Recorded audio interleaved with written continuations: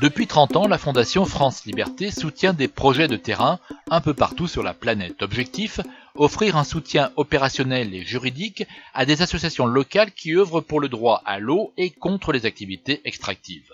Depuis 2017, ce sont 4 combats qui ont ainsi été aidés en Équateur, en Uruguay, en Afrique subsaharienne et aux États-Unis, autour des 3 valeurs de la Fondation: sensibiliser, plaider, agir. Bonjour Justine Richer. Bonjour. Chargée du programme Au bien commun à France Liberté. Alors cela fait maintenant plus de 2 ans que vous suivez ces 4 projets. Ils avaient été même amorcés pour certains d'eux dès 2014. On le rappelle, il s'agit ici comme ailleurs de défendre les droits humains et les biens communs du vivant. Alors tout d'abord, rappelons ce qu'est l'extractivisme. Oui, les activités extractives correspondent à l'extraction de produits minéraux présents à l'état naturel sous forme solide, liquide ou gazeuse. Donc ça inclut les minerais, les hydrocarbures ou les gaz. Et typiquement, les mines à ciel ouvert ou les forages de gaz de schiste en sont de bonnes illustrations. La raréfaction de ces minerais, liés à leur surexploitation, implique d'aller les chercher toujours plus loin, plus profond, et d'employer des techniques toujours plus invasives et dangereuses pour la santé et l'environnement. Or, le modèle extractiviste se développe de plus en plus, à la fois pour assouvir la croissance économique, notamment de pays désormais plus qu'émergents comme la Chine, et puis également à cause de la prolifération d'accords commerciaux libéraux comme l'ALENA, qui facilitent l'accès aux hydrocarbures non conventionnels comme le pétrole, le gaz de schiste ou les sables bitumineux. Et cet extractivisme a des impacts très forts sur l'environnement et la ressource en eau.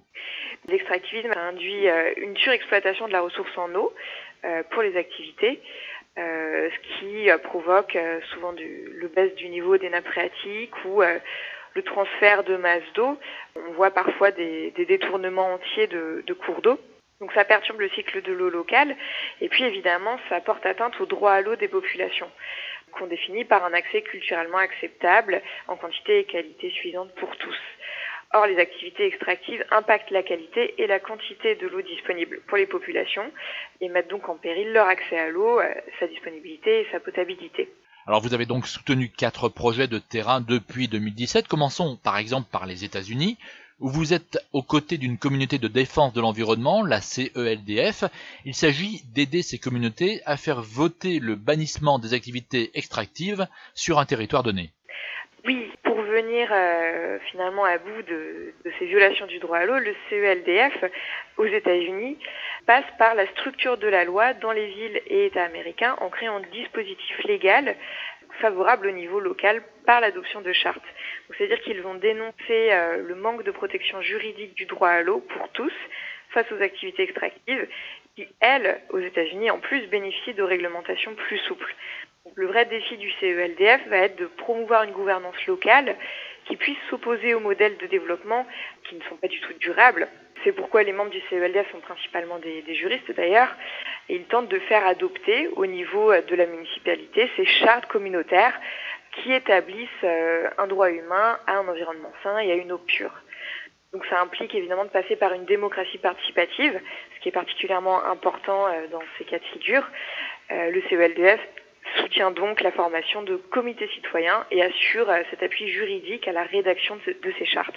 Et dans le contexte politique américain, comment ces actions sont perçues par les habitants et les dirigeants locaux? Vous parlez de démocratie participative. Est-ce que c'est évident aux États-Unis? Non, ce n'est pas du tout évident puisque effectivement là-bas le droit à l'eau n'est pas une évidence et les entreprises bénéficient vraiment d'une réglementation très souple par rapport à l'usage de la ressource. Mais on constate quand même que partout où ces chartes sont passées, partout où le CELDF a soutenu les communautés, en passant notamment par des référendums au niveau des municipalités, ça a été très efficace. Et les entreprises ont finalement parfois abandonné, parfois revu à la baisse leurs activités. Par exemple, à Columbus, donc une ville de 800 000 habitants, une charte a réussi à faire bannir la fracturation hydraulique et à déclarer le droit à une eau pure. Alors, autre exemple, en Uruguay, vous avez soutenu une association qui cherche à impulser des politiques alternatives et protectrices du droit à l'eau. Quelle est la portée de son action?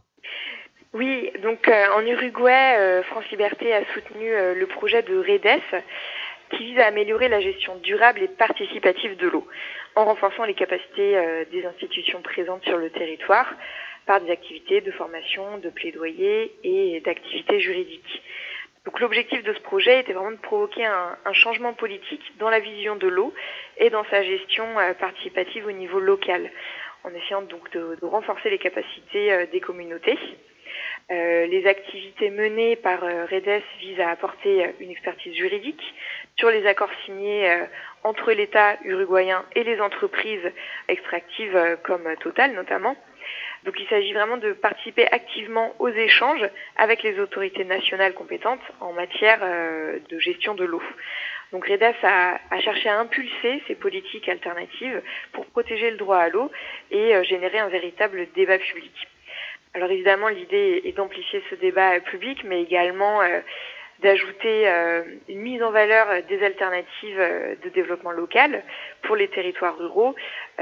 Donc REDES a notamment fait des propositions en termes d'activités d'agroécologie, par exemple. Et la semaine prochaine, nous reviendrons sur les 2 autres projets que vous avez accompagnés en Équateur et en Afrique subsaharienne. Merci Justine Richet. Merci. Monde solidaire à retrouver sur écolodio.com. Philippe Bourry, Fréquence Terre.